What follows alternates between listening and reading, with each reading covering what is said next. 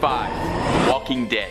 My first true tale of phantasmic terror comes to us from Reddit user Jalcott. Answering a question posed in the thread, nurses and doctors of Reddit, what's the weirdest and most paranormal thing you've ever experienced? Hospitals already seem pretty haunted as is, so it's no surprise that there was so many good answers. But Jalcott stood out. Take a listen. I'm a psychiatric nurse, and early on in my career, I worked at a residential mental health facility. One of our residents was an elective mute, which means that he didn't talk, but there was no medical reasoning as to why. He had spoken earlier in his life, and in fact seemed quite normal back then, with the exception of being close to 7 feet tall. He'd been raised in the deep south and joined the army when he was 19, but one night he vanished. He was declared AWOL, and eventually he was declared missing, and later officially declared dead. However, 10 years later, a 7-foot tall man walked into a Virginia hospital ER in my part of the Midwest and said to the receptionist, "My name is Marion Deschênes, and I've been dead for 10 years. And according to the Redditor, those were the last words he ever spoke to anyone. He had shown up to the hospital covered in dust and wearing an old uniform that he'd been wearing the night he vanished. His social security had not been used at all, and he had no ID on him whatsoever. However, via fingerprints, they were able to identify him. The family was notified, but they said they had already grieved their lost man and that whoever was claiming to be him simply wasn't, and asked to never be contacted again." The nurse went on to add that Marion would pace all day, every day, moving his mouth in a way that looked like he was muttering to himself, but nothing came out when he moved his lips. He had an unnerving habit of throwing his head back with his mouth wide open as if he was laughing hysterically, but not so much as a breath could ever be heard. The nurse said she tried talking to him almost daily, and he would appear to listen, but only reacts by periodically throwing his head back in that laughter-mimicking way of his. Various medications and treatment plans were pursued, but nothing ever affected him. Therapy was tried as well, but all that would happen was Marion would just grin and start pacing again. She goes on to say that on her last day, she saw Marion pacing in the parking lot, throwing back his head to laugh. She closes by saying all those years she'd wondered, was he a ghost? And all those years later, she still doesn't know. Click through and listen to as many top 5 scary videos as your ears can handle. Moving on. Number 4, the things that go bunk in the night. Now you would never ever believe this, but our next story comes from Reddit as well. A similar thread, a similar question. What's the most paranormal thing you've ever experienced? Lots of good ones to pick from, but this one from Mad Rampager really stood out for me. I used to be in the military. The training camp bunk that we lived in was said to be haunted. Occasionally, our stuff would go missing and reappear in weird places, like under our bed or inside a bag that we'd zipped up and stuff. No big deal, right? Weird things happen, and I mean human error and all that. Well, then came the instance that freaked everybody out. It was night after lights out, and my friend was on his phone texting his girlfriend. Most of us had been drifting off to sleep and we were lying on our beds when suddenly my friend heard the shuffling of feet from the corridor. So, thinking that it was our sergeant, he quickly hid his phone under his pillow, rolled over on his side, and tried to get to sleep. What happened next still chills me to the bone to this day. While he pretended to sleep, he heard someone right behind him at the other end of the bed saying, "Don't worry, you can continue to pretend to sleep." I could have dismissed this as a figment of his imagination, except me and 5 other people around him heard it. Creepier still, there was no one there. And weirdly, it sounded like the voice of a young girl that had said it. For reference, our camp was in the middle of an island and was set up away from the main admin building. The island had been closed by the government for army training purposes for the past 15 years, so there were definitely no civilians around, let alone any children. To make matters freakier, when we came back from our weekend home leave, there was a bunch of hair on his bed, neatly bundled up, long and jet black, and underneath his pillow was a note. Remember me? Now, as I said, we're in the middle of a forest, in the middle of an island, and at that point in time, there were no female recruits whatsoever on the island. Our bunks were locked for the weekend, and the duty sergeant had no idea what had happened. We never spoke about it again after that night, and it still chills me every time I think about it. Number 3, old friends. Our next story is from a Reddit thread asking, "What's your ghost story?" And I gotta point this one out just because it was too funny, but the original poster included the title in brackets, "Serious?" to deter any would-be paranormal pranksters. Just serious ghost stories, please. Luckily, Redditors obliged. User Barbed Cats shared this terrifying tale. When I was 37, I went to my high school reunion. I flew into the nearest airport and rented a car. The distance was about 35 miles through a very rural and almost abandoned part of the country. About 3 miles outside of town, I see someone on the side of the road flagging me down. Up in the North Woods, no one ever leaves someone else stranded, and it would turn out that the guy standing there was somebody I'd actually been to school with, my old friend Jim. Jim gets in the car and we start talking, catching up. I hadn't seen him in 20 years, but he still looked the same, maybe just a little bit older. We get to town and I ask him if he wants to come to the reunion with me and have a drink. He says no, just take me back home. Jim's parents had lived only a few blocks from my grandmother's, and I turned in that direction, but he said to take him to the part of town that really was just the outskirts, up by the fairground and the cemetery. There was a mobile home park out there, and I figured that must be where he lived. When we reached the end of the turn, he said, just drop me off here. It was nice to see you again, and he walked off into the night. So I went to the high school reunion, met up with some old classmates, and we start to talk. Now please understand me here. I am stone cold sober, nor do I ever take anything harder than soda. Tired after a 13-hour flight, but I was completely sober. As we were talking about who was showing up and who wasn't, I mentioned to my old classmate that I just picked Jim up a few miles off east of town and had dropped him up by the fairgrounds. Now for some reason everyone got really quiet. Even the guy belting out karaoke stopped, and my cousin went white as a shirt. Barb. Jim died 8 years ago. Rolled his car. I start to feel really dizzy, and I go out to the car to take some deep breaths and decide whether or not I'm going crazy. And there on the seat was a newspaper printed 8 years ago containing Jim's obituary. I still have that damn paper. Every now and again I take it out to stare at it, and I still wonder just what the hell happened that night. Number 2. Ghost on the line. The next story comes to us from a thread asking law enforcement officers of Reddit what is the creepiest call that you've ever been on. We got a very creepy answer from user Smokey Bonaparte sharing this creepy little tale. The Redditor writes, 911 dispatcher calling in. We received a call from an elderly lady who had trouble breathing. I had taken several calls from her before and her husband in the past, so I recognized the voice. I dispatched an ambulance to her residence and held her on the line trying to keep her calm while the ambulance was responding. Ambulances advised that they had a 15-minute ETA as she was in a very rural part of West Virginia. I'm talking to her just about her husband and how she was doing, and just making pretty standard small talk with her. The ambulance arrives and I let them know that she is in severe respiratory distress, and I still had her on the line. I let her know the ambulance is coming to her door, to go answer the door, and she says okay and hangs up the phone. Oh, that's pretty normal, right? Well, here's where it gets very weird. The EMT and paramedic on scene call back about a minute after, and they say that no one is answering the door. We have a sheriff in the area pulling on scene about that time. The sheriff unit confirmed the address and he's breaching the door to make access to the PT. 5 minutes go by and the paramedic on scene radios to ask me who called. I tell him it was the elderly woman who lived on residence. He tells me he's going to call this in and he needs to speak with my shift supervisor. We get him over to the supervisor and the supervisor confirms the same information I relayed, that it was all correct, and asks what's going on. Apparently the old woman had been dead for a while and was already in full rigor mortis. They thought I was wrong on the caller, but the other dispatchers played it back for them and confirmed it was the old woman who called. The ambulance transferred the hospital and we got the same calls and disbelief from the doctors. But I took a call from a ghost that day. Number 1. Uninvited guest. Closing off our list is this story which chilled my spine like Sub-Zero. Coming to us from user Parole Model, which hey, by the way, love the pun. It was from an Ask Reddit thread asking, what's the creepiest thing that's ever happened to you? Lots and lots and lots of good ones, but this one took the cake. So lend an ear. I used to visit my friend at her house out in a rural farming area before she moved. I'd sleep over a lot and we'd just hang out and draw. I usually slept in the living room and on the couch, and there were 2 mirrors in the room that were fairly close to the TV. When the TV was off and I was walking by, I started seeing shadows move behind me.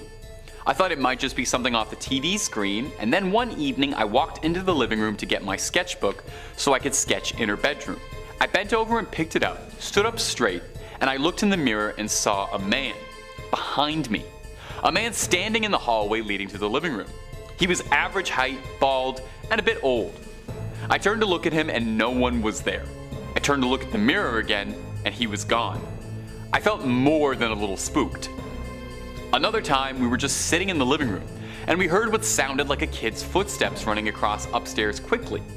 She had 2 adult siblings, but they were out at work leaving us all alone.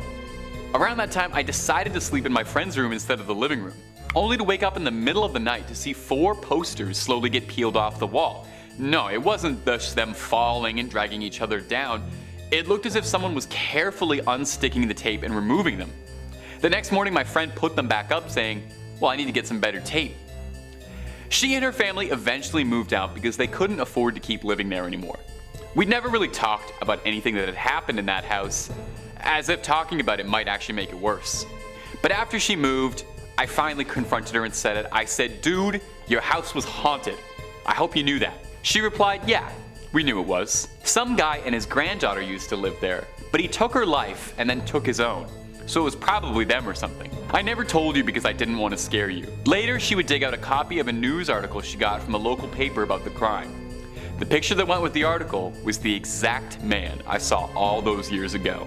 Kicking off at number 5, the recurring dream. And this story from Reddit user Just Another Gamer is a visceral and horrifying reminder that lingering in the deep recesses of the human mind are some truly perplexing chemical reactions that we can't even begin to comprehend. Have you ever had a recurring dream? Ever thought, what the hell is this all about? What does it mean? Wow, yeah, this person is still asking the same question. As the story goes, Just Another Gamer is an avid cave diver, and since about the age of 6, they explored the unknown caverns across Florida. When they were around 7 or 8 years old, they started to have a strange recurring dream. In the dream, they were exploring a cave and made their way through a little hole in the bottom. Inside was a 10 to 15 foot long corridor a few feet in height and a bent red stop sign at the end, like someone had ripped it off and tossed it inside. As they'd make their way through the corridor, it started descending, quickly opening into a large vertical chamber with a path leading down in a corkscrew pattern. Then things would get blurry, but they'd remember the image of trash scattered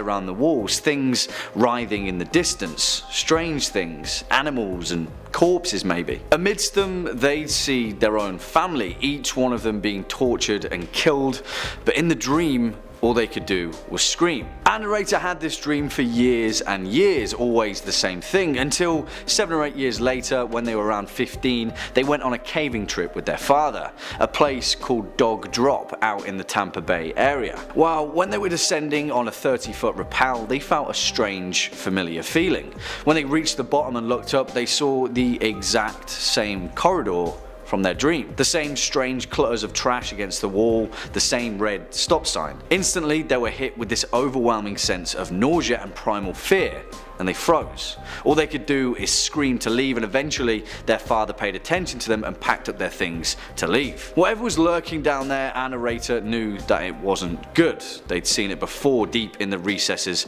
of their own memory, and thankfully they never found out. Coming in at number 4, the boat mechanic. And this short and sweet story comes from Two Otters in a Coat, which is a fantastic name, may I add, telling the real life tale about a guy that they knew who made their living working as a boat mechanic.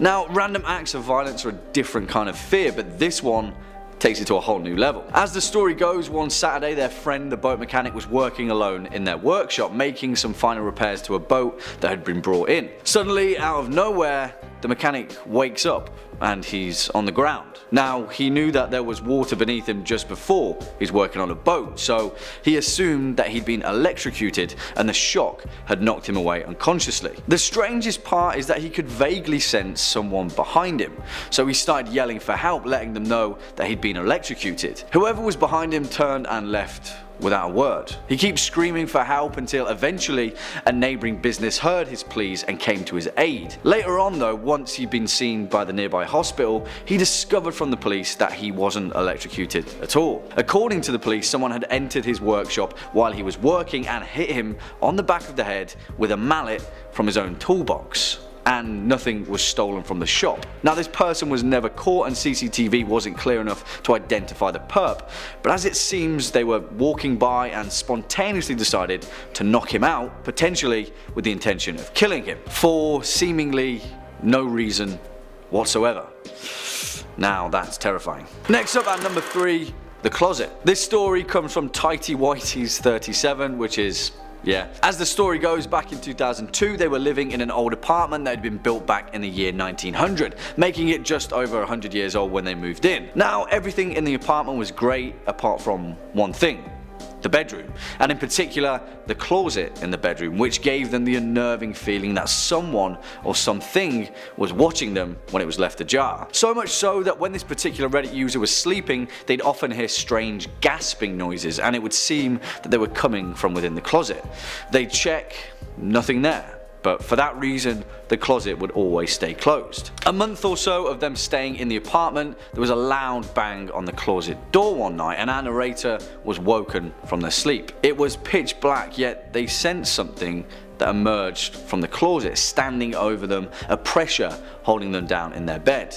And yeah, you could explain this away with sleep paralysis, but the end of this story may just make you think twice. Throughout their stay at the apartment, the encroaching sense of dread from the closet had never quite left, and even their friends would comment on the strange feeling that they felt when in the vicinity of the closet. It got so bad that eventually they had the chance to move to another unit, so they jumped at the opportunity, packed their stuff up, and got the hell out of there. Well, a few years later, the owners were renovating the building when our narrator was walking past the doorway of their old apartment. Curiously, they caught the building manager who was painting in the bedroom and began talking about the strange feeling that they felt whilst living there. Without thinking twice, the building owner explained that the former tenant of the apartment had committed suicide.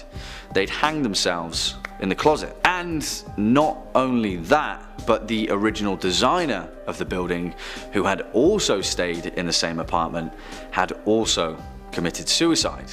They'd hanged themselves in the exact same closet. Swinging in at number 2, the baby upstairs. And this story comes from Reddit user UrgeHouse666, spooky name bud, who explains an incredibly strange moment during their teenage years. As the tale goes, when they were in high school, their uncle would throw them a couple of bucks every now and then to babysit his kids with their aunt. They lived in a beautiful old 2-story house by the water in a nice area, and the 2 children were around 3 and 6. One day our narrator was sitting in the den scrolling through their phone when they started to hear a baby crying. Of course, it must be the 3-year-old distressed upstairs, so doing their babysitting duty, they headed to check on them. They called out a couple of times while heading upstairs, to no response. They called for their aunt to see if she was dealing with it. No response again. When they turned to start walking up the stairs, they caught a glimpse outside in the yard. It was their aunt with her 2 children laughing and playing on the grass. They heard the babies cry again, the noise coming from upstairs, and all of the hairs on our narrator's body stood on end, a chill running down their spine. Quietly, they turned around, walked down the stairs, got in their car and drove away. The baby was still crying when they closed the door behind them. A few years later, our narrator was drunk at a family party, and they mustered the courage to tell their uncle the story. He said that him and his wife used to hear the baby too, crying when no one else was around. According to him, the previous owners had a small child that had died of cot death in the same room that the cries were coming from. Spooky stuff. And finally, coming in at our number 1 spot, the attic. And again, another tale of spooky kids in upstairs locations. Sorry, I hope that wasn't a spoiler. This story comes from Reddit user Ghouls, who tells the tale of the time that they'd moved into their new childhood home. You see, their family had managed to snag a deal because previously the house was used as a model home to show off the housing design of the surrounding area. Upstairs, it had this loft area that had 2 stairwells that attached to it on either end, one in the front and one in the back. You could pretty much hear everything from up there as it was so open. Anyway, one day our narrator and their 2 friends, a guy and a girl, were hanging out in the loft. It was high school, so teenagers being teenagers, the pair were pretty handsy. They were watching TV all snuggled together on the sofa when our narrator got up to take a leak. When they got back, the 2 of them were on completely different ends of the couch, their faces drained of all colour. Our narrator asked them what was up, and the guy said, "Your little sister is home." Instantly, our narrator's face went white as a sheet. "What's wrong?" the girl asked. You see, our narrator didn't have a little sister, and he asked them what made them think he did. They replied that they'd heard her and then they'd seen her, but for all they knew, no one was in the house. To this day, our narrator's 2 best friends swear that they heard a little girl laugh and run up the stairs, hitting her hand on each step like she was running up on all 4s, like kids do. As it turned out, before it was a model home, a family had lived there, and their young daughter had been playing upstairs in the loft. She'd climbed a railing, slipped and fell to her death, and no one thought to mention that fact when they were flipping the house. No wonder they got such a good deal. Number 5, The Brothers Visitor. First up on our list, this one comes from username Florionizer. good name. I was about 7 years old, my brother about 10, which is the same age difference as me and my older brother, so already I'm creeped out. My brother and my mom had a habit of waking up in the middle of the night to use the washroom. I always knew this because I was a light sleeper and they just couldn't help but keep the door wide open when they flushed. Pause. Do they open it and then flush, or is it open the whole time? Cause gross? So one night, my brother stopped on his way to his bedroom and said, you know what, I'm gonna try and pee before I go to bed. The past few nights I've been too afraid to walk to the bathroom. I keep seeing a man wearing stripes at the end of the hallway. And I don't know if my mom wrote it off as my brother telling me ghost stories and to try and scare me, or if she was already half asleep and didn't catch it. But she didn't react at all to my brother's confession. On the other hand, I was terrified of it. As you should be, my friend, as you should be. If anyone said that to me, I'd be like, hey, we're either gonna fight or we're gonna go kill some demons right now. Years later, when I was about 18, my mom and I were having a conversation in her car about a dog we had for a very short time when I was little. We were sharing stories about the dog's tendency towards destroying my shoes and other unruly behaviors when my mom blurted out, do you remember the time I opened the front door for the cops and the dog ran inside of the kitchen and started tearing open the big bag of dog food we had? This really caught me by surprise because in all the years that I lived in that house, we never once called the cops. So I asked her what she was talking about and she looked equally as surprised. Oh, she says, that's right, I never told you because you were too young at the time. One night I woke up hearing noises outside of my window and when I looked I saw a man staring into my bedroom. She went on to describe how turning on the lights caused him to take off running and how she grabbed my dad's pistol before calling the cops. I can't remember all the details I gave them when they showed up, she says. Tall white male wearing a striped shirt of some sort and jeans, short dark hair, something like that. They said it matched the description of a man they were looking for in the area. It turns out he had escaped from jail on a murder charge. The guy continues to say that although reading it like this, it may seem pretty obvious, but it wasn't until a few years ago that he realized his brother had unknowingly warned us about a murderer who spent multiple nights casing their house. This is scary twice, okay? The fact that this kid saw what he thought was a ghost, and then it wasn't even a ghost, it was a guy, it was a murderer of all people. No way, that's nuts. This actually happened to me when I was home alone once, when I was a young little tailor tot, you know? My grandma was there in the basement, but like, I don't know how good her right hooks are, so I was sitting on the computer in my computer room and I look to my right and I see this dude like wearing all black hoodie, like trench coat, like couldn't see his face, it was so dark. So I home alone did. I just pretended like I was talking to somebody in the other room without actually saying anything out loud, but I got too scared when the dude didn't move, so I just started running in my socks. And then I told my grandma and we called the cops together, and then we ate Werther's Originals. It was great, good bonding time with Gam Gam. Honestly, man, that is so scary. I'm so sorry you had to go through that at Florenizer. Number 4, bar trouble. This one is coming in hot from user KennyC5567. One time I went to the bar with one of my friends. I had just turned 21, so I hadn't really been to bars that much yet. My friend and I were drinking on the way to the bar, so he was already pretty drunk. Ah, the classic pre-drink walk. Get those last couple of White Claws in, yeah? When we got there, we sat at a bar and this cute girl came up and talked to my friend and I. This girl was flirting with me and my friend. She could tell that my friend was already pretty drunk. And to be honest, I played along like I was drunk too, since it seemed to be working for my friend. I didn't really know she was trying to get free drinks, so I told her we don't have much money, we're not trying to pop off tonight. She offered to buy us drinks. Okay. She kept buying us drinks over and over, and I started to get confused as to who she liked between me and my friend. Classic scenario. My friend went to the bathroom, but before he came back, he was kicked out by the bouncers. He was too drunk. We've all been there, man. Just go fire up some Fortnite, order some junior chickens. We'll get him next time, my dude. It's all good. Candace, that was her name. Candace and I went outside with him. She kept telling him to go home with her, and he was so out of it that he could barely answer her. So I told her, hey, you know, he's too drunk. I can't let him go anywhere like this. I didn't want him to wake up hungover in some random house with no car and, more importantly, no idea what happened. Candace kept pushing it, saying that she would take care of him. But I told her no, because I had to stay with him. I was more sober than him at this time, so he was my responsibility. He said the only way his friend is going is if he tags along.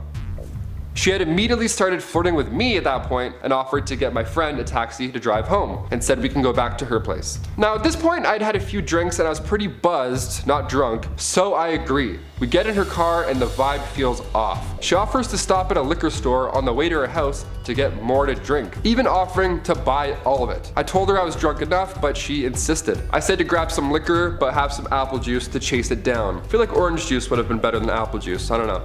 Ugh. So I started to act more drunk drunk than I was, purposely calling her the wrong name, yet she didn't react to it. Okay, that's a telltale sign. She just kept letting me call her Carla. She helped me walk inside, and I purposely tripped into her front door. She took me inside still, closed the door, and locked it. I went to the washroom, looked at the mirror, and I could feel myself getting more and more drunk from that last minute liquor stop that we did. So I turn on the sink and I try and make myself puke. The old pulling the trigger. Nice, we've all been there. Maybe we haven't. Some of us have. You know who you are. Then I hear her voice talking to somebody saying, "He's drunk as hell. He can barely stand up. You do it." So I walked out and she quickly hurried out of the dark living room to her bedroom. She came back and said, "Let's go to my room." And I looked at her bright red hair, because I remembered that, and then into her eyes. They were different. Her face was different. It was another girl with the same hair. Wig, evidently. So I went back to the washroom and apologized for being so drunk on the way. This time I heard her whispering and a male voice whispered back. I didn't concentrate. This was sketchy and I had to get the hell out of there. Yes, now we're talking. So I opened the bathroom window and jumped straight out and ran faster than I ever have in my entire life. I ran through yards until I saw a street and then ran down that street to CVS, waited in front of the cameras, and then called a taxi and went home. With so many questions, I went back the next day with friends just to check it out. Turns out it was a summer rental house and somebody had broken in that night. That is insane. What if this guy and his friend went back? What if they both went back? How many people were there? What the hell were they about to do to this guy? That's so scary. How many wigs? What? So many questions. I'm glad both those guys didn't go through with that. I would have left long before that. Number 3, creepy pharmacy. This one comes at us from Kygnus875. This happened maybe 10 years ago when I was in my early 30s. I was standing in line at the local pharmacy to get my prescriptions. This is a small town and I'm a regular there, so they know me on sight. I was behind a couple of other people in line and there were a couple of people behind me. I kept feeling a tickle in my hair in the back of my head, but every time I'd look, the guy there was a few steps back and he was looking at the floor. This happened several times, and by the time I was at the front of the line, the pharmacist told me that she wanted to talk about my medication in the consultation room that they had at the time. I thought this was weird because we both knew I'd been on this medication for years and would be for life. It's nothing new. She told me that the man behind me had been stepping forward, sticking his nose in my hair and smelling before quickly stepping back and looking at the floor. This shook me pretty badly as this is such weird behavior, especially in my little town. If this dude does this anywhere, he's f***ed.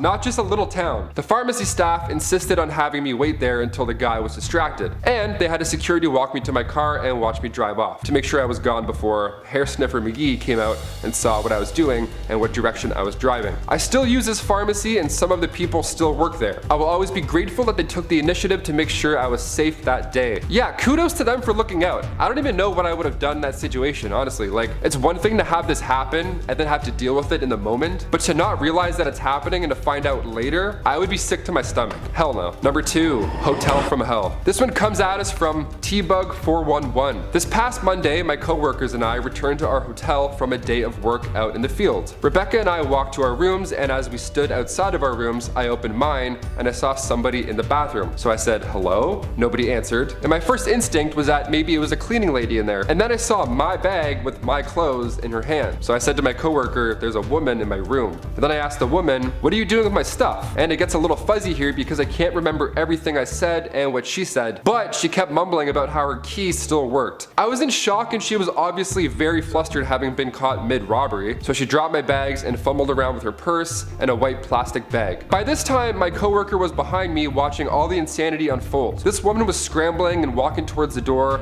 and I said, "What's in the bag?" Thinking that it's probably my stuff, and she said, no, it's just my things, I'll show you." And so she did. And I looked in and I didn't see anything of mine, so since I'm obviously in shock at this time, I let her leave. I went into my room and it's been ransacked. I did a quick look around to see if anything had been taken. All of my electronics were still there, and then I went into the bathroom and I saw my underwear, my bikini, and my clothes just shoved into my own bags randomly. And then I looked on the counter and I saw that she got into my medication. I'm not sure what was going through my head at the moment other than I wanted it back, so I ran out the door to go find her. I ran to the laundry room downstairs and out to the side of the hotel, and I didn't see her. I realized I was never gonna find her, so my coworker and I went down to the lobby to tell them what had happened, and then we all called the police. When we went back up to my room to wait, I noticed that there is this metal bat on my bed, a little larger than one of those novelty wooden bats that you get at a baseball game. But there's also a flashlight on the end. She also left behind a necklace that must have fallen out of her bag when she was scrambling with mine. I was mostly freaking out at this point because I thought that she'd gotten away with my medication that I need.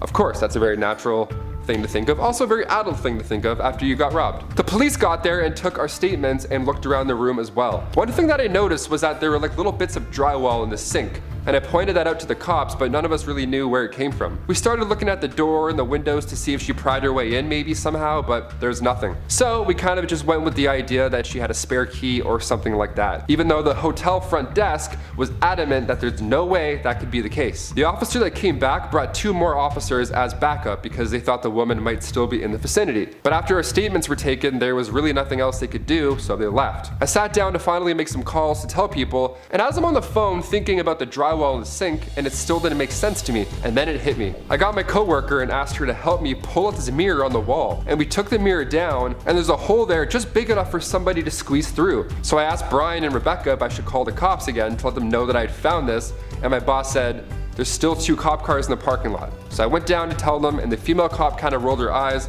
but the young guy said, "Alright, I'll come check it out." They both come back up, look in the hole, and found a pillow, blankets, cigarettes, clothes, toothbrushes. This woman had been living in the wall behind my mirror for God knows how long. She had access to me in my room at all times. One of the officers called the original officer to come back and take photos. She explained to him what was going on, and all you hear over the radio is that cop say, "No away." Obviously we packed up and left immediately, but what's even crazier is that she has probably been there a long time. The last time we stayed at this hotel, I would randomly smell cigarette smoke, and I assumed somebody was smoking in their bathroom and I was traveling through the vents. But no, it was just somebody smoking on the other side of a mirror. She had access to other rooms too. The holes in the wall were from a renovation and the hotel hadn't properly patched them up, so they just cover them up with mirrors. What is a Shawshank Redemption? Just put a poster of someone? She could have been hanging out in the people's rooms when they were gone. So that's what it looked like. That's the scariest story. Like imagine just sitting on the toilet and then the mirror starts to move with like fingers behind it. Let's just say it would be a pretty good thing I was already sitting on the toilet when that happened. And finally, number 1, come here baby. This one comes from Arnold Schrodinger. A few years ago, I was living alone in a little house which had a heavy back door that would swell up a bit after it rained. And it gets really tough to open and it makes a lot of noise. Happens with my door as well. Makes no sense. It's almost like your door gets fat. It's like, what are you doing? Late one night, I had passed out on my sofa in the living room on the opposite side of the house, but woke up to something which I now assume was the back door being opened. I'm an idiot, by the way, and I used to never lock the back door. Netflix was still blaring away on the laptop as I slowly squinted my eyes open and realized there was this black outline of someone standing still in the hallway looking down at me. And being completely disoriented in my waking state, my mind latched on to the first thought that came to my mind, which was that maybe it was my girlfriend. I was naked at the time and I pulled my blanket back with my legs spread out and my junk hanging out, and I called to her in my best deep sexy voice, "Come here baby." Upon discovering on a naked 6 foot 200 pound man beckoning to them with his genitalia, the not my girlfriend person immediately turned around, revealing a large backpack, and booked it for the back door. And by the time I stumbled up to the door, all I could hear was them taking off into the darkness at full sprint. I could only guess, based on their height, that they did not come here with the bold intention of being the little spoon. Honestly, I'm glad this happened the way it did. I mean, the burglar came in, saw your sleepy, naked,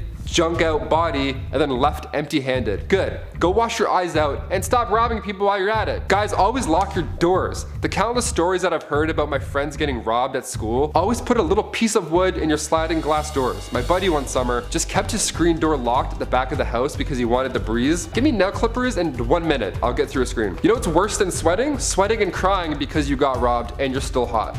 Enjoy the breeze. Coming in at 5, the Tinder date. Uploaded to r/NoSleep by Small Dog on Desk. Great name. They explain their strange Tinder date that may have led to a stalking. I quote, "I think my Tinder date is stalking me. I swear. I don't know what to do because I can't prove it. I can smell him in my home. The putrid stench of grease and third world sewers mixed with body odor. My apartment has absolutely reeked for days. I haven't gone in except to pick up clean clothes and drop off old ones. I first noticed the smell when I came back from our date.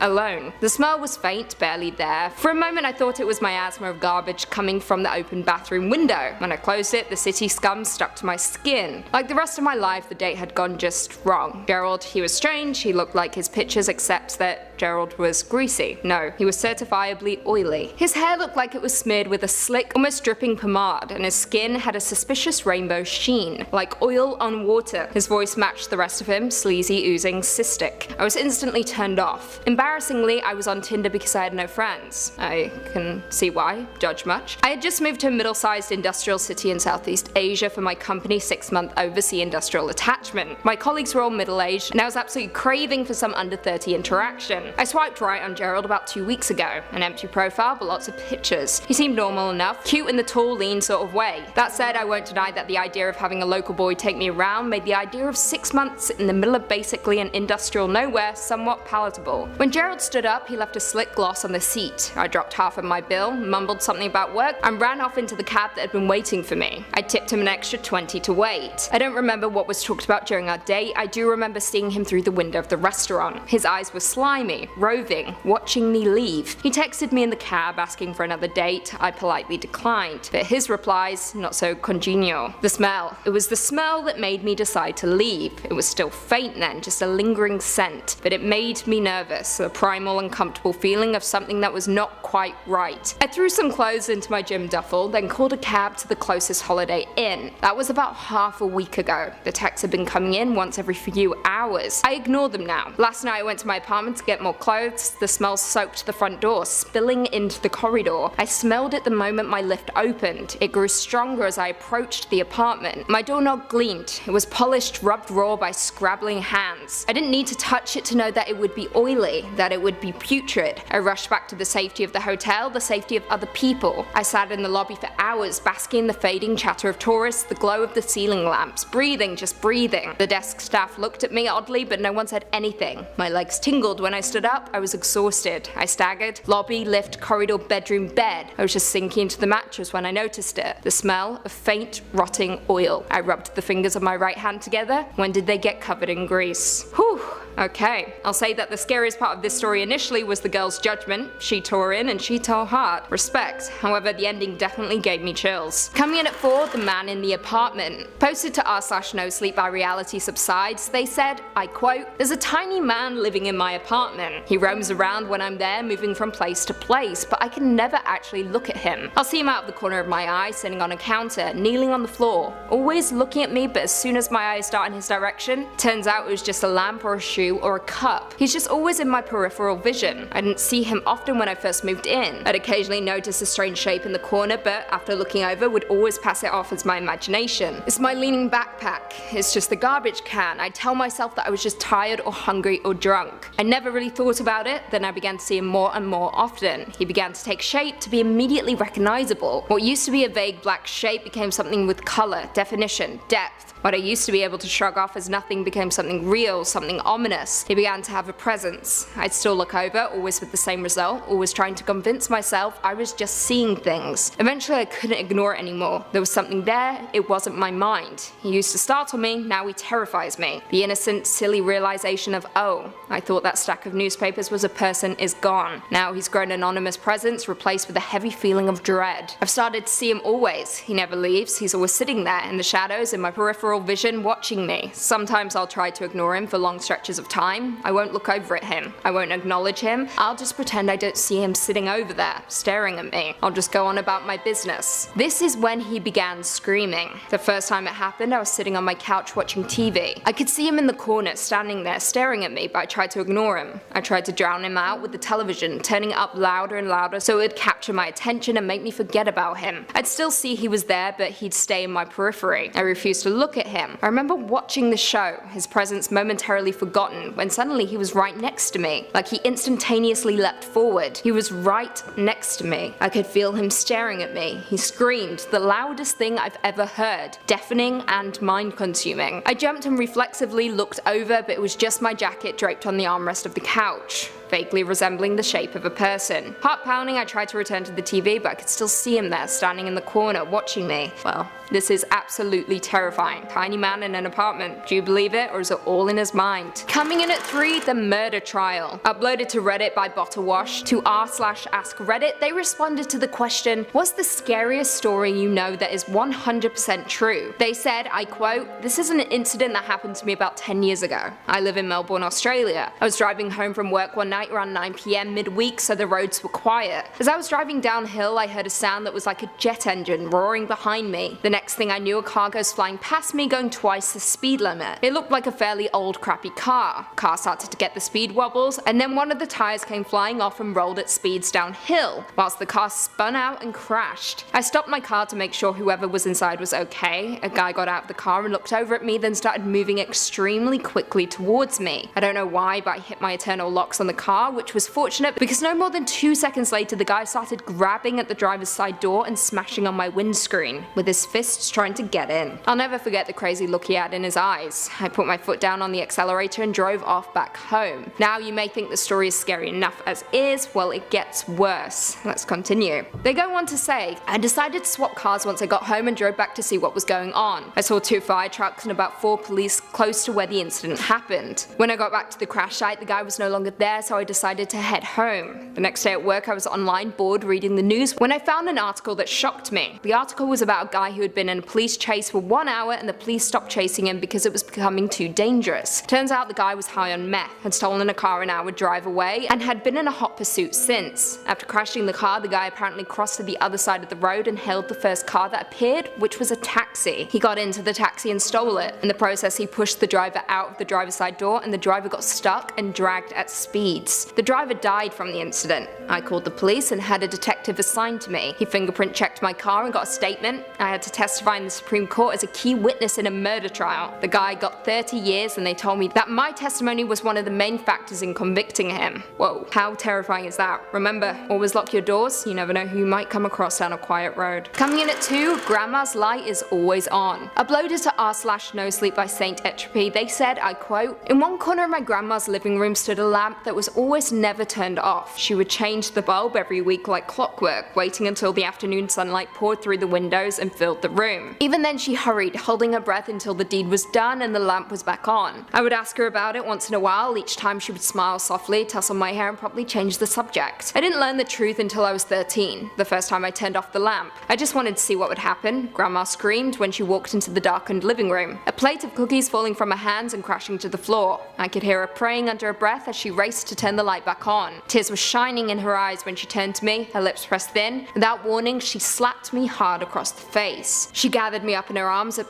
begged for forgiveness. She then finally told me about the lamp. It was a ghost light, she said. Ever since she and my grandpa had bought the house back when they first arrived in America, the spirits of the dead had plagued her. She ended up asking grandpa for help. It was he who had first lit the ghost light, and as long as that beacon burned through the darkness, she had never seen another spirit. Something woke me later that night. I lay in bed listening to the darkness until I heard scratching coming from the living room. Rats were the last thing I wanted to deal with at the moment. I rolled over with a groan, determined to ignore it until the morning. The scratching continued, constantly jerking me from the edge of sleep. I threw the blankets off and stormed out into the hall. I didn't bother turning on the lights as I made my way to the living room. I knew every inch of the house and I moved confidently through it. I was furious at having been woken and my anger was ill prepared for what I found. An elderly woman was crouched in the corner, her gaunt back to me. She was scratching at the floor where the walls met, stopping every few minutes to cock her head. I had no idea how this woman had gotten into my house, and though it was obvious she needed help, my hand shook as I reached out to gently squeeze her shoulder. I meant to ask where she lived, who her caretaker was, but the words were driven from my mind when she turned and I saw her face. Her eyes were solid black, bottomless pits that didn't reflect the moonlight. Her jaw hung impossibly open, unhinged, and the dark tunnel of her mouth spiraled down into her throat. I had a moment to realize who she was, to recognize the familiar map of wrinkles in her face, the curls of her wispy hair. Then my grandma screamed. I shrieked, stumbling backwards away from the nightmare in the corner. My arms flailed in the air, reaching for the nearest lamp, and my hands touched the ghost light. I yanked the chain, filling the room with light, and she was gone. I never turned off the ghost light after that. After letting the bulb burn out one evening, I began changing it every week just as grandma had. Eventually I got married, and luckily for me, my wife was tolerant of my strange fixation on the lamp. The light continued to burn and I lived my life happily enough. Whew, this one truly shook me. There's something about the supernatural that I just don't want to mess with. Keep those lamps turned on, folks. And finally, in at number 1, kidnapping. Posted to r/nosleep by Nix2307, they describe how 7 years ago when they were 12-13, something awful happened to them. I quote, I was walking home from school. It was mid-June. I'd just parted ways with my friend and I had 15 minutes to walk by myself before I got home. I noticed while I was walking with my friend that I kept seeing the same red van along our journey. Now we usually go a longer way so we can walk with all our friends, but but this red van just kept popping up. Now I didn't think much of it, I just thought they were different vans, but after a few times I decided to memorize the number plate. After my mum had told me to do so if I ever felt like I was in danger, or if something just didn't feel right. I parted ways with my friend and started on my journey home. I decided to take a route that's a little longer than the one I usually take just because I didn't feel comfortable walking through the park by myself, and I just had a bad feeling through the whole walk home like something bad was going to happen. I was only a few streets away from my home when the red van started to just crawl behind me. This man looked in his late 30s, early 40s, popped his head out and started to try and get my attention, and started catcalling me. I remember looking at him and just telling him that I'm not interested and to leave me alone, but that just angered him. He started screaming at me, telling me to get in the van. I'll forever remember his teeth, those disgusting yellow rotting teeth. They were like something from an anti-smoking advert to scare people into quitting. I told him that I would call the police if he didn't leave me alone. He proceeded to laugh in my face. He sped off a little forwards and parked the van, and he was waiting for me to walk past. I crossed the road and started running, trying to lose the man. Just when I thought I lost him, there he was, pulling up next to me. The sliding doors on the side of the car opened, and there was another man there trying to grab me and pull me in. I screamed like there was no tomorrow. The man managed to grab my shoulder, and I just bit him until I could taste blood. The man let go of me and I ran for my life. I jumped in the bush and hid. I waited until I didn't see the van for at least 30 minutes before I ran home. As soon as I got in, my parents started questioning me. I broke down crying and told them everything. They called the police and I gave them my statement, but nothing ever came of it. I refused to walk home until I turned 16. This is absolutely terrifying. There is nothing more horrible than a child getting abducted. Thank God she reacted the way she did. Stay safe out there, kids.